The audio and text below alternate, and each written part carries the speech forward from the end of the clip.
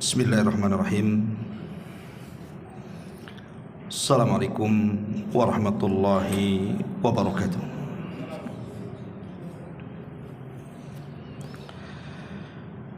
Alhamdulillah wassalatu wassalamu ala Rasulillah wa ala alihi wa sahbihi wa mawalah wa la hawla wa la quwwata illa billahi wa ba'du.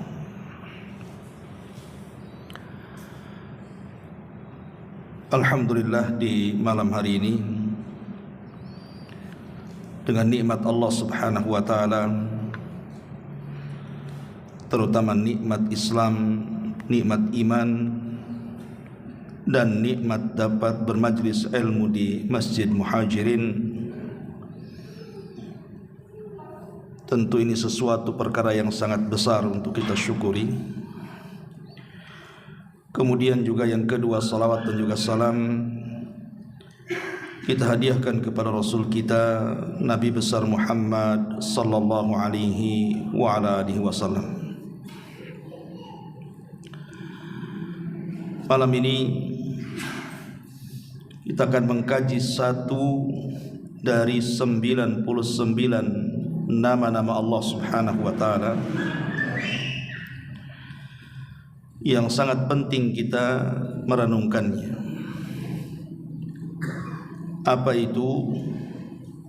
At-Tawwab, bahwa Allah Subhanahu wa taala zat yang maha penerima taubat.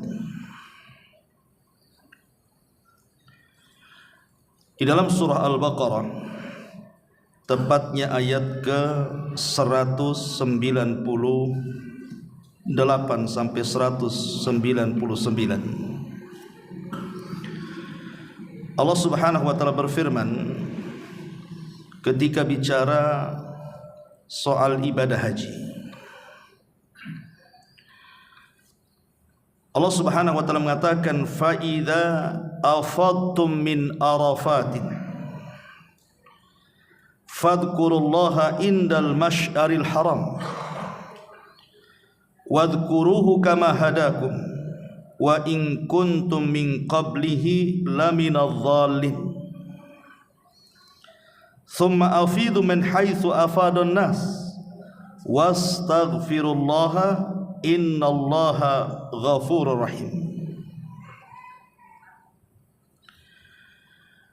Allah Subhanahu wa taala berfirman, maka apabila kalian telah bertolak dari Arafah, berzikirlah kepada Allah di Masy'aril Haram, dan berzikirlah dengan menyebut nama Allah sebagaimana yang telah ditunjukkannya kepadamu,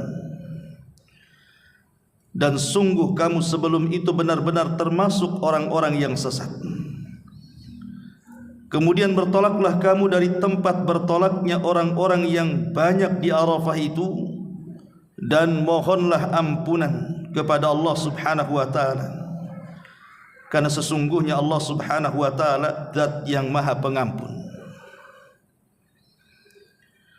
Dalam ayat ini Allah Subhanahu wa taala memerintahkan para jemaah haji yang bertolak dari Arafah agar mereka memperbanyak istighfar, meminta ampun kepada Allah Subhanahu wa taala. Pertanyaan pun muncul di sini. Atas dosa apa mereka disuruh istighfar? Bukankah mereka sedang melakukan ibadah? Semua yang dilakukan adalah manasik-manasik haji. Artinya mereka berada di atas ketaatan kepada Allah Subhanahu wa taala. Tapi kenapa Allah Subhanahu wa taala merintahkan para jemaah haji untuk banyak-banyak istighfar? Ma'asyiral muslimin yang dimuliakan Allah Azza wa Jalla, ini pertanyaan harus dijawab. Karena umumnya orang yang bertobat kepada Allah Subhanahu wa taala itu karena dosa yang dilakukannya, bukan karena ketaatan yang dilakukannya. Jawabannya kita akhirkan. Ma'asyiral muslimin yang dimuliakan Allah Azza wa Jalla, kemudian juga disebutkan dalam Suratun Nasr. Suratun Nasr ini turun setelah Hajjatil Wada Nabi sallallahu alaihi wasallam. Ma'ruf ayat yang kita baca. Idza jaa nasrullahi wal fath wa ra'aitan nas yadkhuluna fi dinillahi afwaja fasabbih bihamdi rabbika wastaghfir innahu kana tawwaba. Apabila datang pertolongan dari Allah dan juga kemenangan, dan engkau melihat manusia berbondong-bondong masuk ke dalam agama Allah, maka bertasbihlah dengan memuji Tuhanmu dan mohonlah ampun kepada Rabbmu, karena sungguh Dia zat yang maha penerima taubat.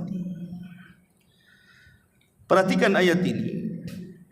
Allah Subhanahu wa taala memerintahkan nabinya setelah mendapatkan kemenangan di perang Badar agar banyak-banyak memuji Allah dengan mengucapkan alhamdulillah, agar banyak-banyak bertasbih kepada Allah dengan mengucap subhanallah, dan agar banyak-banyak beristighfar dengan menyebut astaghfirullah.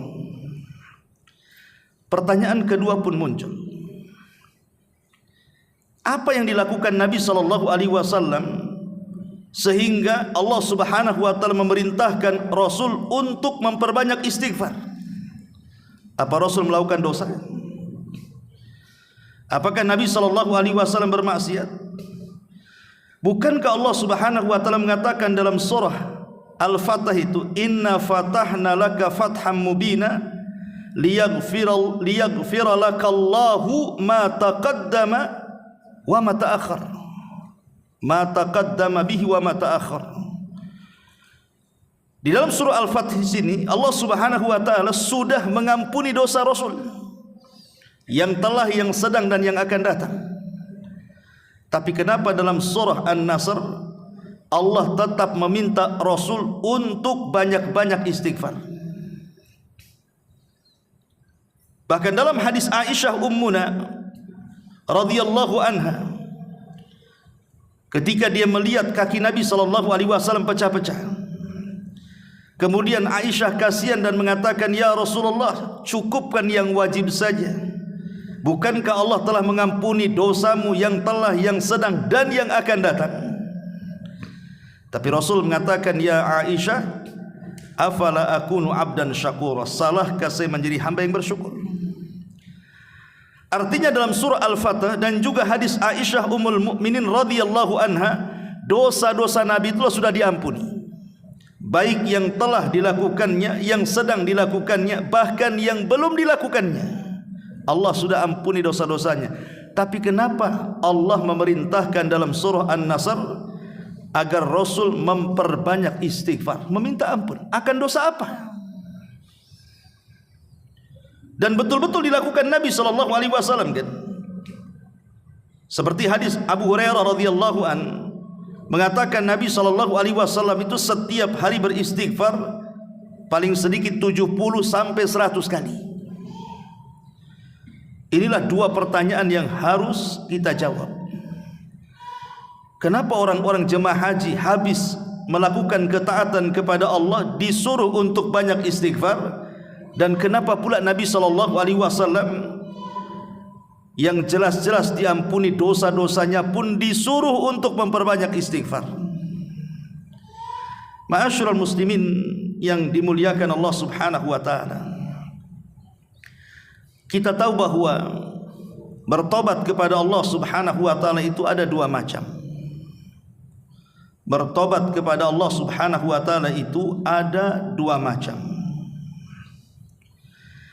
Yang pertama, bertobat setelah melaksanakan ketaatan kepada Allah Subhanahu wa taala. Kenapa? Kita disuruh setelah melaksanakan ibadah, melaksanakan ketaatan kepada Allah, disuruh untuk memperbanyak taubat. Karena dikhawatirkan ibadah yang kita lakukan itu kurang sempurna. Karena ibadah yang kita lakukan itu boleh jadi ada kekurangannya. Jangan cerita kita makhluk yang tidak pernah bermaksiat kepada Allah Subhanahu wa taala dan senantiasa mengikuti perintah Allah siapa? Para malaikat. Para malaikat adalah makhluk yang tidak pernah bermaksiat kepada Allah. Wa yaf'aluna ma yu'maru. Apapun yang diperintahkan Allah, mereka lakukan semuanya tanpa ada bantahan. Tapi perhatikan dalam sebuah hadis yang dinukilkan Ibnu Katsir dalam tafsir Al-Azim Ibnu Katsir,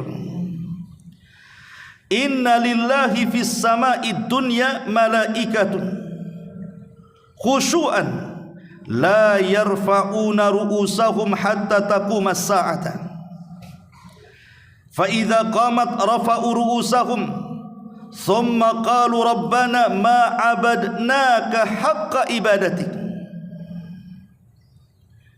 Wa inna lillahi fis sama' ats-tsaniyati malaikatun sujudan la yarfa'una ru'usahum hatta taquma as-sa'ah fa idza qamatis sa'atu rafa'u ru'usahum wa qalu subhanaka ma 'abadna haqqa ibadatik. Sesungguhnya di langit, kata Rasul, sesungguhnya di langit Allah memiliki banyak malaikat-malaikat yang khusyuk beribadah kepada Allah. Mereka tidak pernah mengangkat kepalanya sampai kiamat dibangkitkan. Dan apabila kiamat dibangkitkan, barulah mereka mengangkat kepala-kepala mereka. Kemudian mereka mengatakan, ya Rabb, kami benar-benar belum bisa menyembah dirimu dengan sebenar-benar penyembahan. Dan sesungguhnya Allah di langit yang kedua juga memiliki banyak para malaikat. Mereka sujud sejak diciptakan dan tidak pernah mengangkat kepalanya. Tapi ketika kiamat dibangkitkan, mulailah mereka bangkit dari sujud-sujud mereka, dan mereka pun mengatakan, Maha suci Engkau ya Rabb, benar-benar kami belum mampu beribadah kepadamu dengan sebenar-benar peribadatan. Kalau para malaikat saja yang sujudnya mulai diciptakan sampai kiamat, yang rukuknya mulai diciptakan sampai kiamat, yang berdirinya mulai diciptakan sampai kiamat, beribadah terus 24 jam sampai kiamat dibangkitkan. Subhanaka ma abadnaka haqqa ibadah. Kami betul-betul belum bisa beribadah dengan sebenar-benarnya beribadah kepadamu. Jadi malaikat merasa kurang sempurna dalam beribadah. Lah batas, rukuknya terbatas, puasanya terbatas, sedekah bahkan tidak sama sekali. Ada di antara mereka seolah-olah dia yakin dia termasuk ahlul jannatil firdaus, katanya. Ada orang yang ujub dengan ibadahnya, bahwa dengan kalau dia sudah sholat malam setiap malam, puasa sunnah setiap hari, sedekah setiap hari, seolah-olah orang yang paling ahli surga.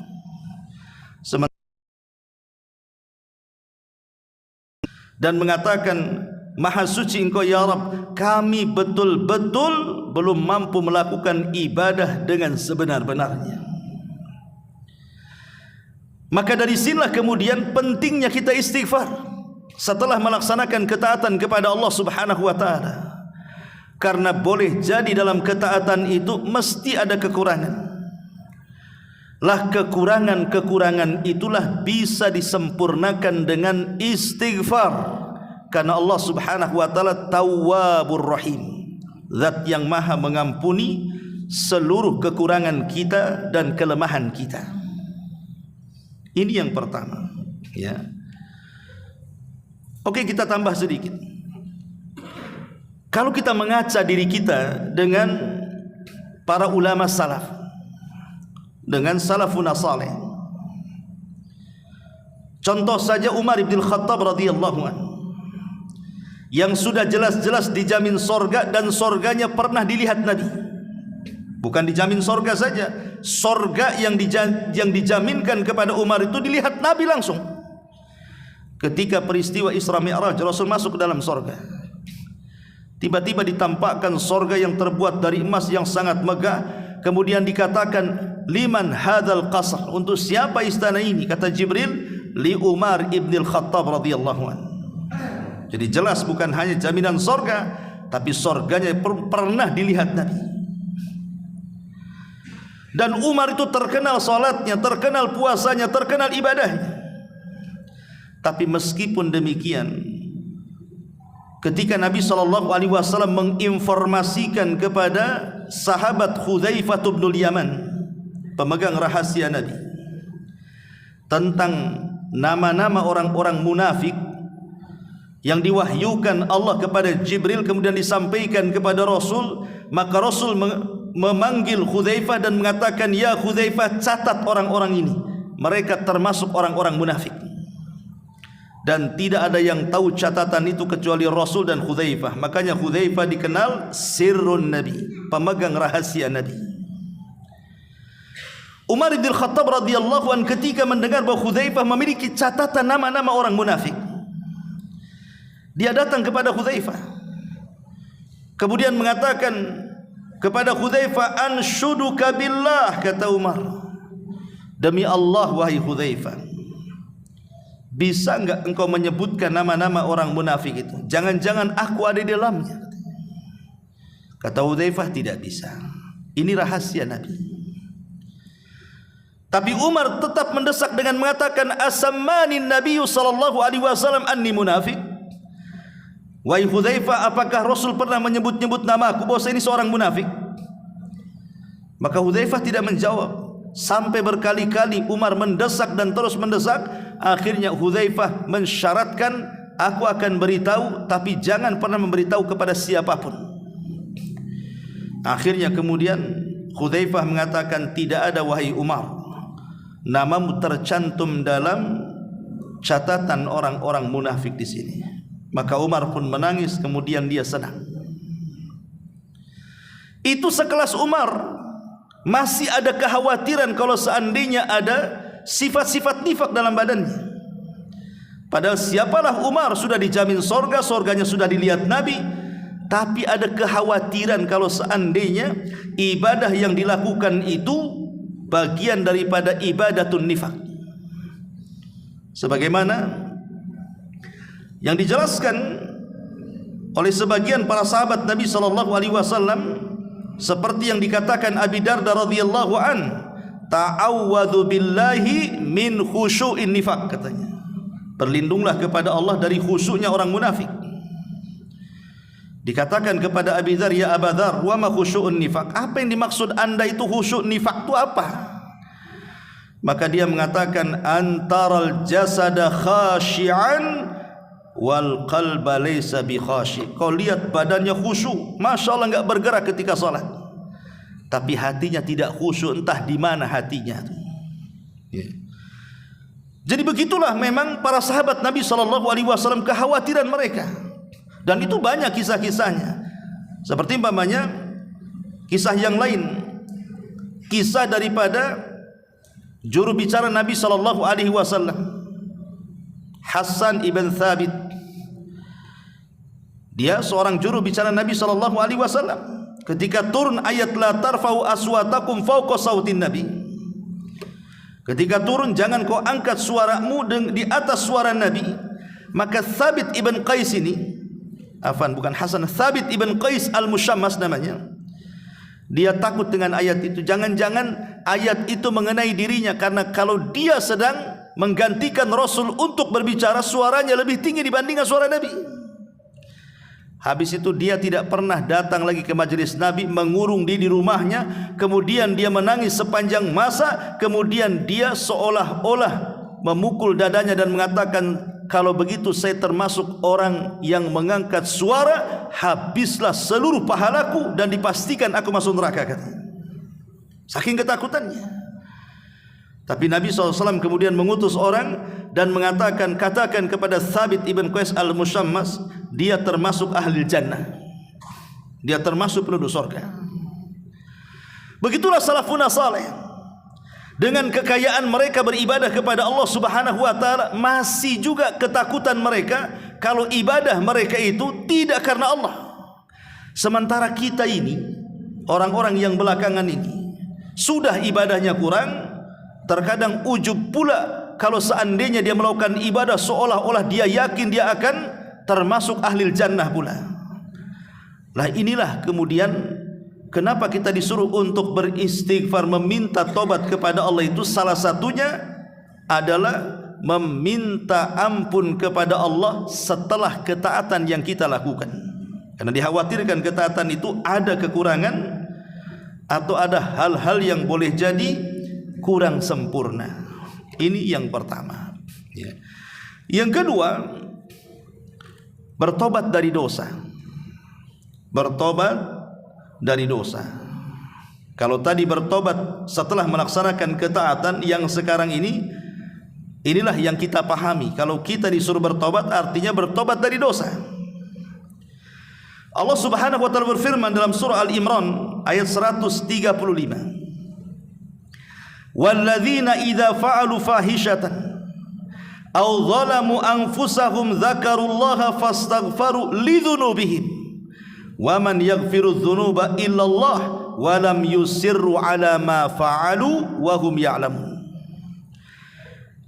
Dan juga orang-orang yang apabila mengerjakan perbuatan keji ataupun menganiaya diri-diri mereka sendiri, terjerumus kepada kemaksiatan, lalu mereka ingat akan Allah, lalu memohon ampun terhadap dosa-dosa yang mereka lakukan, dan siapa lagi yang dapat mengampuni dosa selain daripada Allah, dan mereka tidak meneruskan perbuatan kejinya itu sedangkan mereka mengetahuinya. Ayat ini menunjukkan bahwa kita disuruh untuk banyak-banyak bertobat atas dosa yang kita lakukan. Makanya kalau kita lihat salafun saleh, contoh Abu Bakar Siddiq radhiyallahu anhu, dia datang kepada Nabi SAW dan mengatakan, ya Rasulullah, alimni doa ad'u bihi fi salati. Rasul, ajarkan doa untukku agar aku senantiasa aku baca dalam solatku. Maka Rasul SAW mengatakan, katakan wahai Abu Bakar, Allahumma inni zalamtu nafsi zulman katsira wa la yaghfiru dzunuba illa anta faghfir li maghfiratan min indik warhamni innaka antal ghafurur rahim. Ya Allah, sesungguhnya aku telah menzalimi diriku sendiri dengan dosa-dosaku yang banyak, dan aku tahu tidak ada yang bisa mengampuni dosa kecuali Engkau. Maka ampunilah dosaku dan berilah ampunanmu di sisimu, dan rahmati aku karena Engkau zat yang maha pengampun lagi maha pemberi kasih sayang.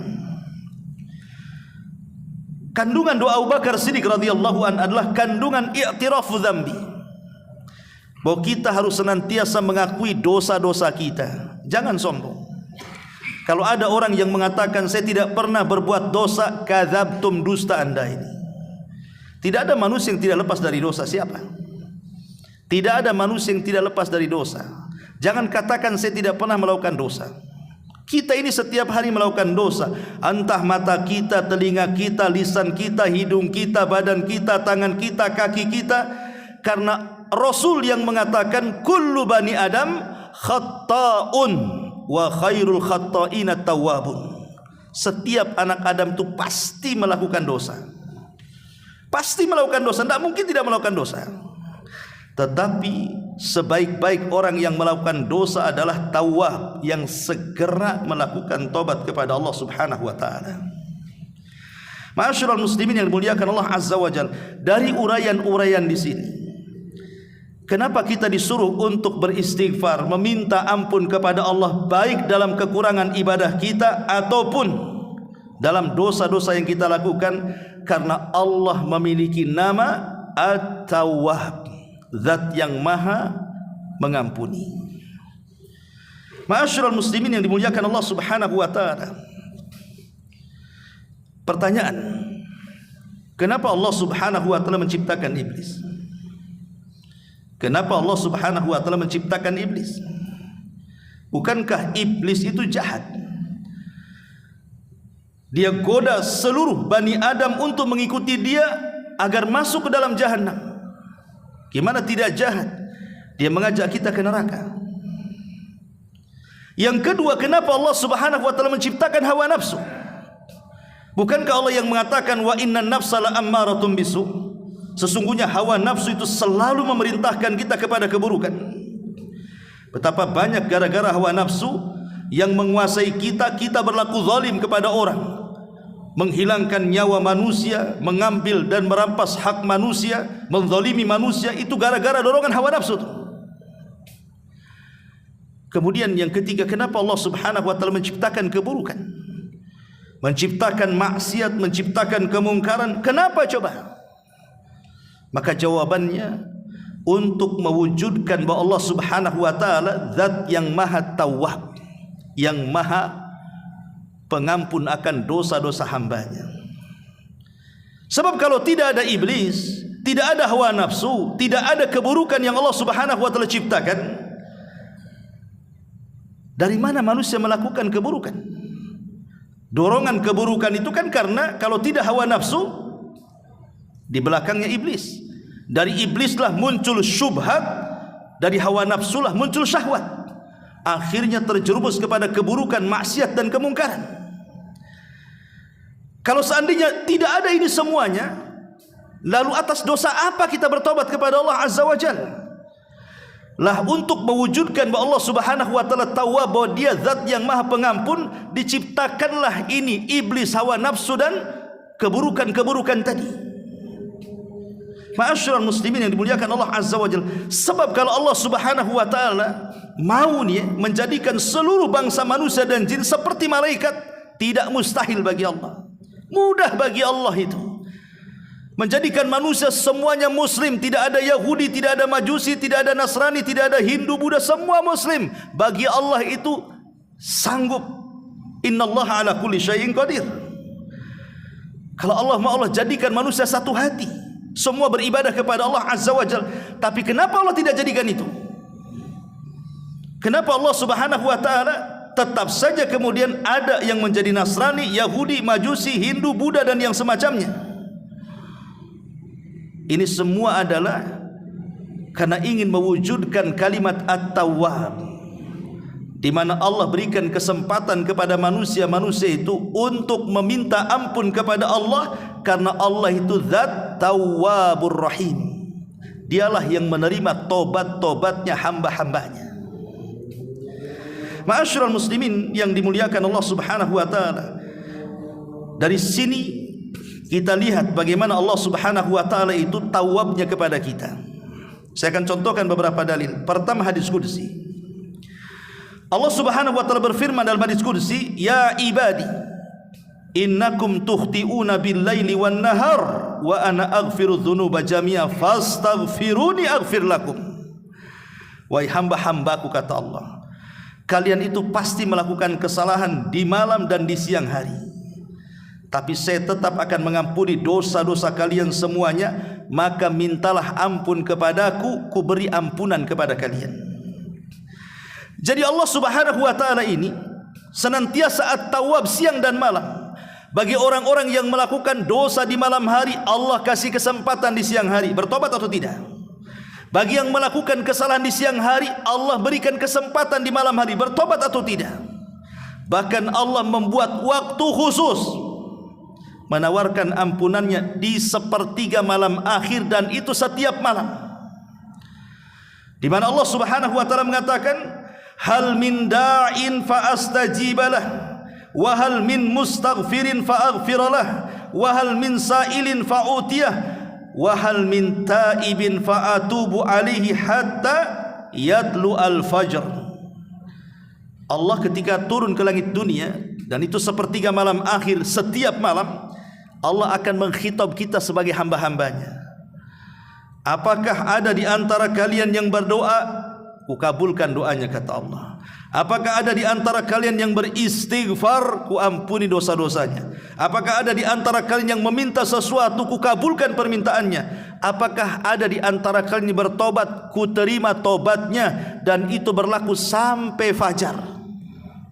Lihat bagaimana tawabnya Allah subhanahu wa ta'ala, zat yang maha pengampun, menawarkan ampunannya. Logika. Waktu film mulakan Allah subhanahu wa ta'ala, saya tanya, kalau seandainya si Anu, si Fulan lah, antum berbuat baik sama si Fulan, antum setiap hari kasih traktir dia, antum kasih hadiah dia, pokoknya antum berbuat baik sama dia lah, karena itu kawan antum. Satu hari kawan yang antum baiki itu tiba-tiba bergandeng tangan dengan musuh antum. Tiba-tiba dia duduk dengan orang yang kita tidak suka. Kira-kira perasaan antum gimana? Sakit hati tidak? Sakit. Oh, rupanya sudah saya kasih makan, kasih traktir, kasih hadiah, jalan pula sama musuhnya. Apa enggak sakit hati itu? Manusia bisa sakit hati kalau dia tidak lapang dada, kan? Bisa saja dia balas dendam. Kalau begitu, saya tidak mau lagi dengan kawan dengan dia. Apalagi kasih hadiah. Dia aja bergandeng tangan dengan musuh saya, katanya. Itu manusia. Tapi Allah subhanahu wa ta'ala berbeda. Syaitan adalah musuh Allah subhanahu wa ta'ala. Manusia kita ini terkadang setiap hari bergadang dengan setan, kan? Semua maksiat itu ciptaan setan, yang dorong-dorong kita dengan was-wasnya, suruh berzina, suruh khamr, suruh mabok, suruh ini, suruh itu. Itu setan yang nyuruh dengan was-wasnya, dan kita mengikuti dan menjadi temannya setan pula. Tapi apakah Allah subhanahu wa ta'ala sakit hati? Dia yang kasih rizki, dia yang kasih makan, dia kasih ini, kawannya pula sama setan. Tidak. Allah tidak sakit hati, tetap membuka ampunannya. Itulah tawabnya Allah subhanahu wa ta'ala di sini. Makanya kalau kita melihat dalam Al-Quran itu, kalimat tawab, Allah maha mengampun, itu biasanya selalu digandengkan dengan kalimat ar-rahim, tawwab ar-rahim. Zat yang maha penerima tobat dan zat yang maha penyayang. Kenapa demikian? Kenapa selalu digandengkan tawab dengan rahim ini di banyak ayat dalam Quran itu?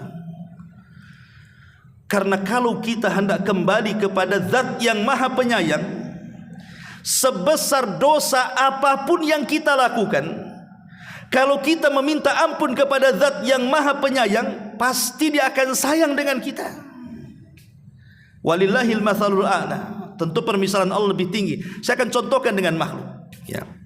Kalau seandainya ada seorang anak melakukan kesalahan, tapi dia tahu orang tuanya, ayahnya itu lembut orangnya, sayang dengan dia, tentu si anak ini, dia ada harapan kalau dia ngomong dengan ayahnya, "Bi, saya sudah melakukan kesalahan, kira-kira dimaafkan tidak?" Pasti dia akan mengumumkakan tuh kesalahannya, karena dia yakin bahwa ayahnya tidak akan marah, karena tahu sifat ayahnya, kan?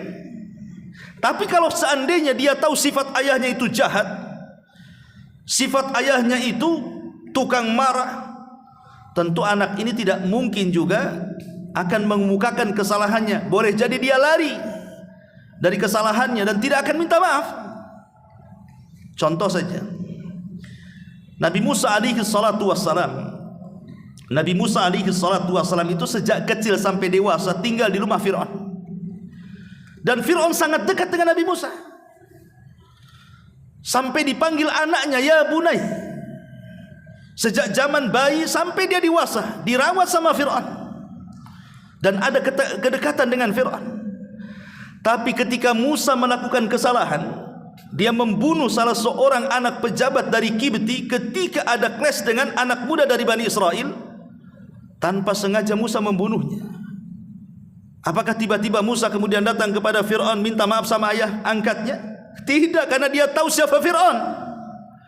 Fir'aun itu kejam, bisa saja dibunuhnya. Makanya Musa lari ke Madian. Tapi kita berhadapan dengan Rabb, bukan dengan Fir'aun. Rabb kita Rahim.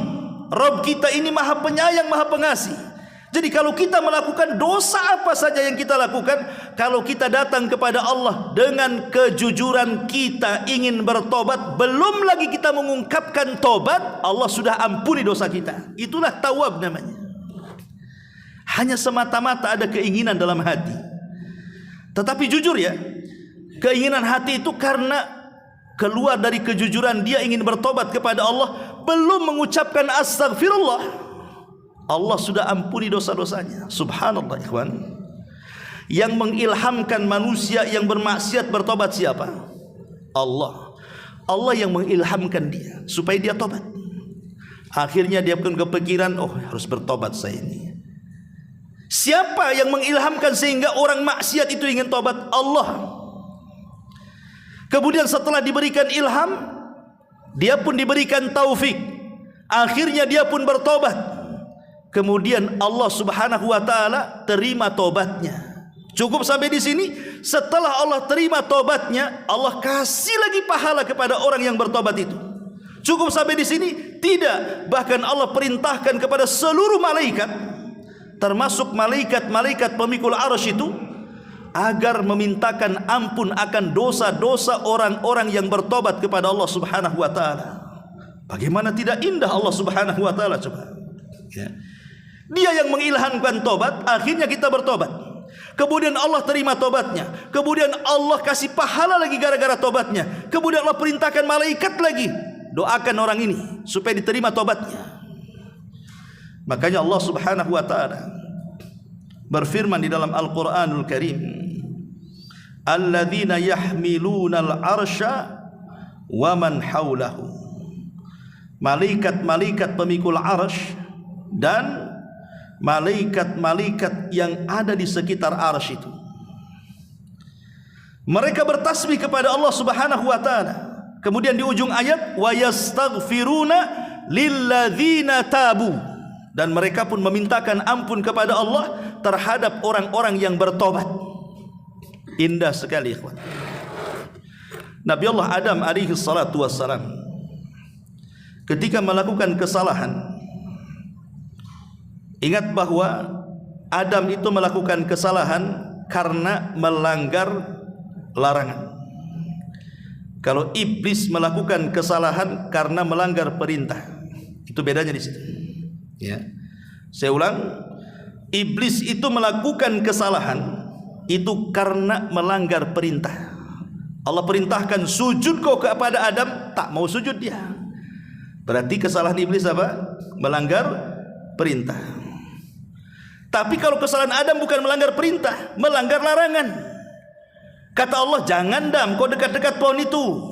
Dekat pula dia. Dimakan pula lah itu. Akhirnya kemudian diusir dari surga.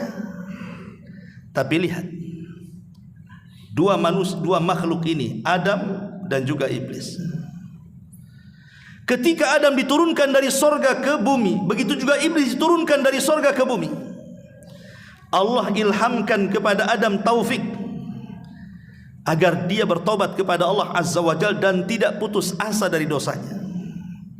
Maka Adam pun ada niat ingin bertobat kepada Allah Azza wa Jalla.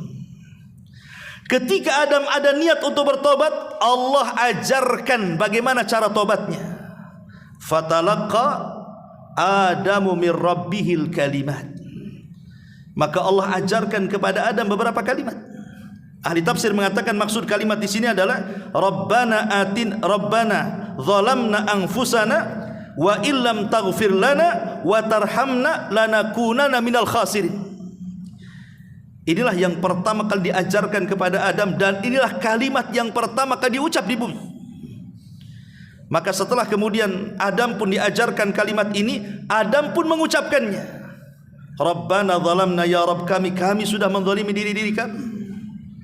Rabbana zalamna anfusana wa illam taghfir lana, kalau engkau tidak mengampuni kami, kata Adam, wa tarhamna, dan tidak memberikan rahmat kepada kami, lanakunanna minal khasirin, tentu kami termasuk makhluk yang rugi. Ketika Adam kemudian mengucapkan kalimat yang diajarkan Allah, cara tobat ini, fataba alaihi, Adam pun diampuni dosa-dosanya.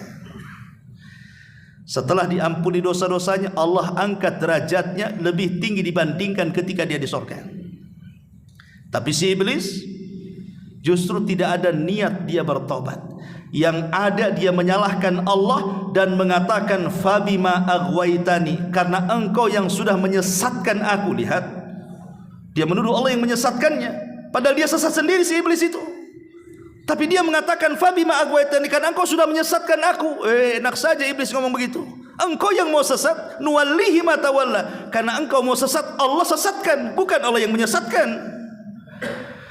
Maka iblis pun putus asa, makanya disebut iblis. Iblis itu makhluk yang berputus asa. Dari sini kita tahu bahwa tarkul amri asyaddu min irtikabin nahi. Ada kaedah yang baku di kalangan para ulama, meninggalkan perintah itu lebih besar dosanya dibandingkan melakukan yang dilarang. Kenapa demikian? Karena meninggalkan perintah dosanya si iblis, tapi melanggar larangan dosanya Adam. Dan meninggalkan perintah itu lebih besar dosanya dibandingkan melakukan yang diharamkan. Makanya kenapa dosa orang yang meninggalkan sholat, kalau orang meninggalkan sholat nih, dosanya lebih besar dibandingkan dia berzina, dibandingkan minum khamr, dibandingkan membunuh, dibandingkan berjudi, dibandingkan semua maksiat dosa-dosa besar. Kenapa? Karena meninggalkan solat itu dia meninggalkan perintah. Kata Allah, solat kamu, aqimus solat, dirikan solat. Tak mau solat pula dia. Tetapi orang yang berzina itu Allah katakan wala taqrabuz zina, jangan kau dekat-dekat. Dilarangan di sini, dekat pula dengan zina. Makanya meninggalkan perintah hati-hati. Lebih besar dosanya dibandingkan melakukan yang dilarang oleh Allah Subhanahu wa taala. Karena itu dosa iblis masalahnya. Ya. Dari sini ikhwatul fillah muliakan Allah Azza wa Jalla, bagaimana Allah Subhanahu wa taala mengajarkan kepada Adam bagaimana cara tobat, kemudian dia bertobat, kemudian dapat taufik, Allah terima tobatnya, Allah angkat derajatnya. Itulah At-Tawwab namanya. Allah zat yang maha pengampun. Ma'asyiral muslimin yang dimuliakan Allah Subhanahu wa taala. Setelah kita tahu secara global apa itu makna At-Tawwab, bahwa Allah zat yang maha pengampun, maka asar keimanannya adalah kalau kita sudah tahu Allah zat yang maha pengampun, maka mintalah ampun kepada Allah, karena seberapa besar dosa yang kita lakukan, maka Allah pasti akan mengampuni dosa-dosa kita. Karena kita dilarang untuk al-qunut min rahmatillah. Tidak boleh putus asa dari rahmat Allah Subhanahu wa taala.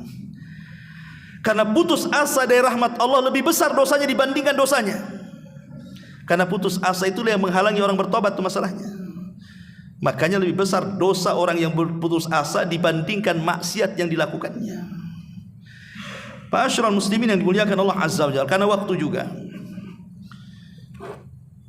ada beberapa tempat yang kita disuruh untuk memperbanyak istighfar, meminta ampun kepada Allah Subhanahu wa taala. Yang pertama, Nabi SAW memerintahkan kita untuk banyak istighfar ba'dal wudu, setelah melaksanakan wudu. Tadi saya sudah jelaskan, buat apa istighfar setelah wudu? Bukankah wudu ibadah? Kecuali kalau wudu maksiat. Wudu kan ibadah, masa istighfar setelah ibadah? Ya, karena tadi saya sudah katakan bahwa ibadah kita ini terkadang ada kekurangan, kurang sempurna. Makanya kita disuruh istighfar untuk menyempurnakannya. Lah salah satunya istighfar setelah berwudu. Nabi SAW mengatakan, "Man tawadda'a faqala subhanakallahumma wa bihamdika asyhadu an la ilaha illa anta astaghfiruka wa atubu ilaik. Kutiba fi rikin thumma ju'ila fi tabin thumma yuksaru ila yaumil qiyamah." Kata Nabi SAW, barang siapa yang berwudu kemudian mengucapkan subhanakallahumma, maha suci engkau ya Rabb, wa bihamdika, dan terpujilah engkau ya Rabb, asyhadu an la ilaha illa anta, aku bersaksi tidak ada sembahan yang berhak disembah kecuali engkau, astaghfiruka. Di sini ada syahidnya, kita disuruh untuk istighfar setelah wudu. Ini yang pertama. Yang kedua, ketika masuk masjid. Ketika masuk masjid, kita disuruh untuk banyak-banyak beristighfar. Kata Nabi SAW, idza dakhalal masjid, apabila masuk ke dalam masjid, maka bacalah rabbighfirli dzunubi waftah li abwaaba rahmatik. Ya Rabb, ampuni dosa-dosaku dan bukalah pintu-pintu rahmat-Mu. Kemudian yang ketiga, istighfar setelah solat.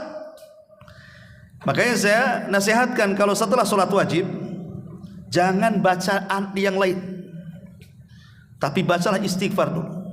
Kalaupun kita tidak ada waktu untuk wirid, untuk berzikir, tapi jangan tinggalkan istighfar. Setelah salam, assalamualaikum warahmatullahi, assalamualaikum warahmatullahi, langsung astagfirullahaladzim, astagfirullahaladzim, astagfirullah. Kemudian pergi. Kalaupun memang tidak ada waktu. Kalau ada waktu, alhamdulillah, semua wirid kita bacakan begitu. Lah faedahnya kata para ulama tadi, karena tidak ada orang solat itu mesti ada kekurangan di situ. Tidak mungkin orang ketika solat itu 100% dia itu sempurna, tidak ada. Boleh jadi dia melamun, boleh jadi kurang khusyuk, boleh jadi kurang tumanina, dan begitu seterusnya. Maka kita bisa menyempurnakan dengan istighfar 3 kali setelah solat. Kemudian juga yang keempat, istighfar setelah haji tadi yang saya sebutkan, setelah datang dari Arafah, sebagaimana surah Al-Baqarah 199 tadi. Kemudian yang kelima, istighfar indan naum. Ini lebih penting lagi, ketika hendak tidur.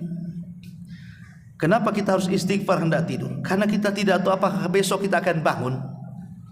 Jangan-jangan tak bangun lagi, atau dihantar pula ke kuburan. Makanya kemudian Nabi SAW mengatakan, man qala hina ya'wi ila firashi, barang siapa yang berkata ketika dia menuju pembaringannya, astaghfirullah alladzi la ilaha illahu al-hayyul qayyum wa atubu ilaihi 3 marrat, ghafarallahu dzunubahu wa in kana mithla zabadil bahri. Barang siapa yang mengucapkan sebelum tidur, astaghfirullah alladzi la ilaha illahu al-hayyul qayyum wa atubu ilaihi, maka Allah akan gugurkan dosanya. Maksudnya dibaca 3 kali, Allah akan gugurkan dosanya walaupun jumlah dosanya sebanyak buih yang ada di lautan, kata Nabi. Kemudian yang keenam, tentu waktu yang sangat tepat istighfar adalah di sepertiga malam akhir.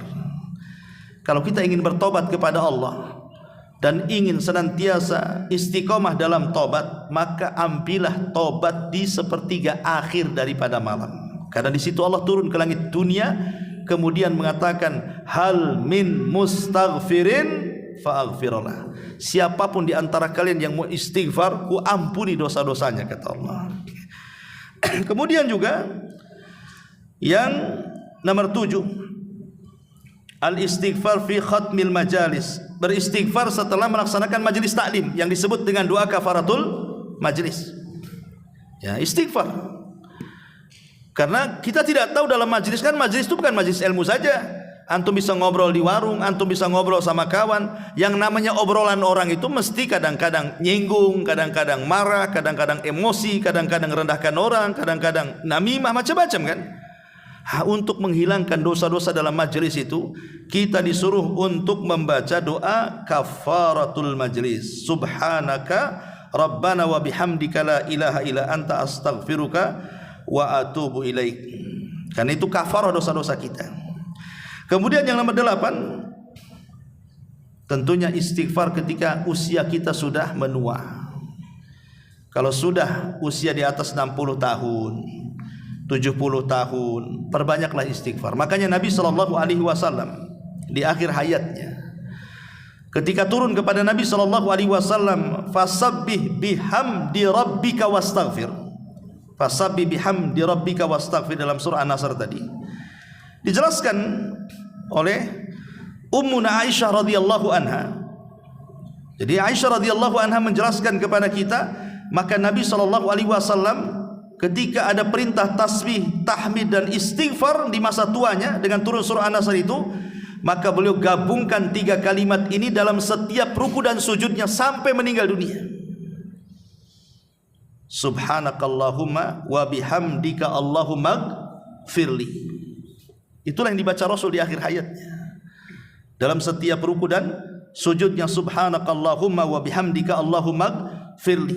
Ya terkadang subhana rabbiyal a'la atau subhana rabbiyal azim, tapi kebanyakan di akhir hayatnya Rasul membaca doa ini sampai wafatnya beliau. Dari sini ada istinbat hukum bahwa kalau usia sudah lanjut, sudah tua, maka perbanyak istighfar dan yakin Allah itu Tawwab, Zat yang Maha Pengampun. Wallahu a'lam bishawab. Mudah-mudahan ada manfaat ini saja. Subhanallah bihamdika asyhadu an la ilaha illa anta astaghfiruka wa atubu ilaik. Allahu ta'ala alam. Assalamualaikum warahmatullahi wabarakatuh.